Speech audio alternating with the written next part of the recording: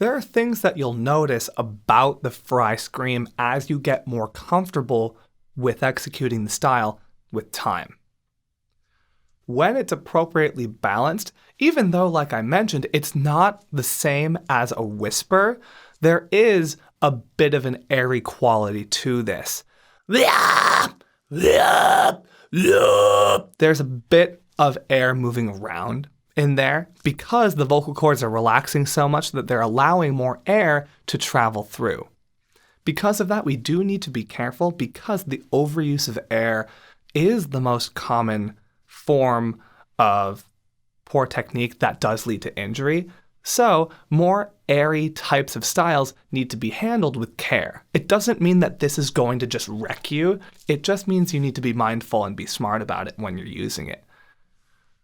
Oftentimes, what I see is people will either go in one direction or the other. There'll be one type of vocalist or another.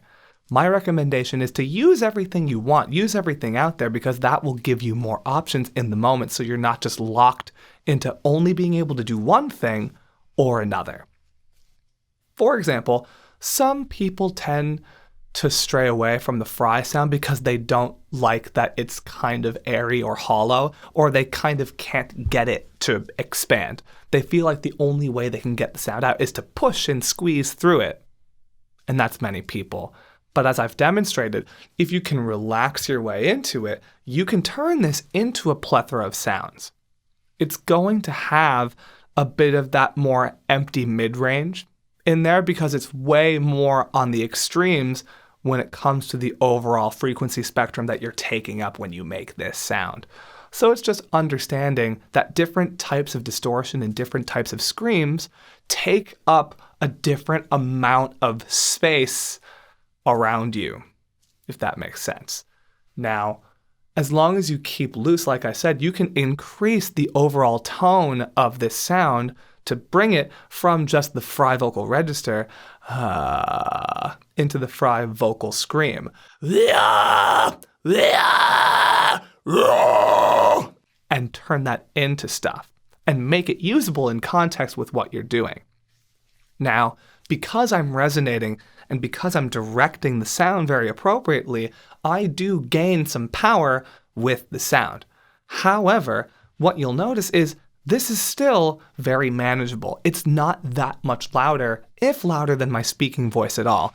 I'll just go middle of the road, very downplayed example to show you what I mean. So here's where I'm speaking from. And when I flip into the fry vocal scream, it vibrates differently and the sound is being sent out differently. So it's going to have a bit of directness, intensity to it. But when you actually observe it, it's not that much louder. A lot of times when you're just starting out, the sound is going to be the same level of your speaking voice, if not slightly under. And that's totally normal and totally healthy, as long as you're not afraid of the sound to the point where you're pulling back in fear of working too hard and doing too much. So, too much and too little are both not good. That's why it's about balance. Don't fly off the handle, don't be crazy, but don't be afraid either. You can ease your way into this sound and create a big full tone, even though the fry scream has a little bit of that dip in the middle that makes it kind of hollow. Now, as you get comfortable with this, you'll notice the sound start to change. It might not be full right away, but that doesn't mean you're necessarily doing anything wrong. This is a very complex motion, like all metal vocals are, and takes time to develop. So just stick with it, work on it every day, and get it to that point where you're able to get the sound to come out, and work on developing that first. And over time, you'll notice it will take less and less effort and mental strain to get there. And that's when we're going to get to the cool stuff. That's when we're going to get to turn this into stuff. So keep cracking at it at home, and then we'll take you into the next steps.